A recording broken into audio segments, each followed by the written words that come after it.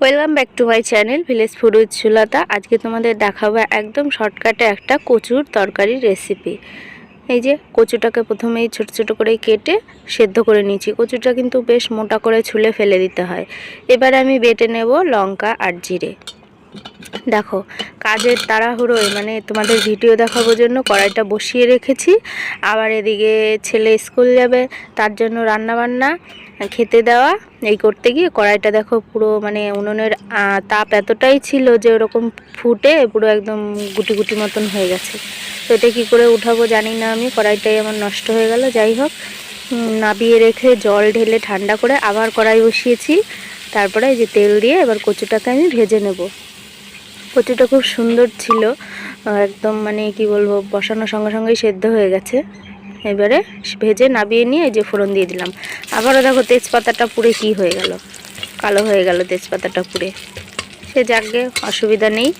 এইবারে এইগুলো দেখো কি, এগুলো হচ্ছে কালকে রেখেছিলাম একদম কুচি যে চিংড়ি হয় সেই চিংড়িটা, এটাকে নাকি পান্তা ভাত বলে। তো যে ফ্রিজে ছিল দেখে এরকম বরফ হয়ে গেছে, বরফটা গলানোরও সময় ছিল না, ওই বরফ শুদ্ধই দিয়ে দিলাম। এইবার একটু জল না দিলে ওটা ভাজা হবে না, জল দিলে আস্তে আস্তে ওটা জলে গরম হয়ে গলেও যাবে, আবার এটা ভাজাও হয়ে যাবে জলটা টেনে। তো একটু জল দিয়ে নিলাম, নাহলে আবার পুড়ে যেত। তো এই যে ভাজা হয়ে গেছে, এবার একটু সাইড করে নিয়ে আমি দিয়ে দিলাম ওই লঙ্কার জিরে বাটাটা দিয়ে ওটা এখানে একটু কষিয়ে নেব। আগে আমি পেঁয়াজ ফোড়ন দিয়ে নিয়েছিলাম, পেঁয়াজ আর জিরে তেজপাতা।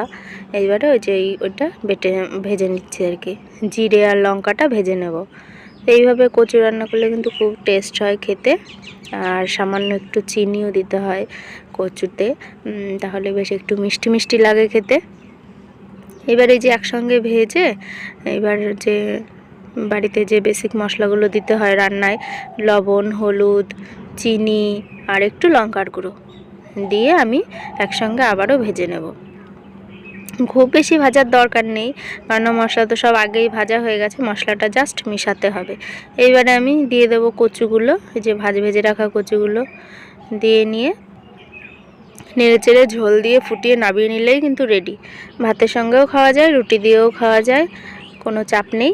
দেখো দিয়ে দিলাম গরম জল, দিয়ে এই যে খুব বেশি জল দেওয়ার প্রয়োজন নেই, কারণ কচুটা আমার আগে থেকেই খুব সুন্দর সিদ্ধ হয়েছিল।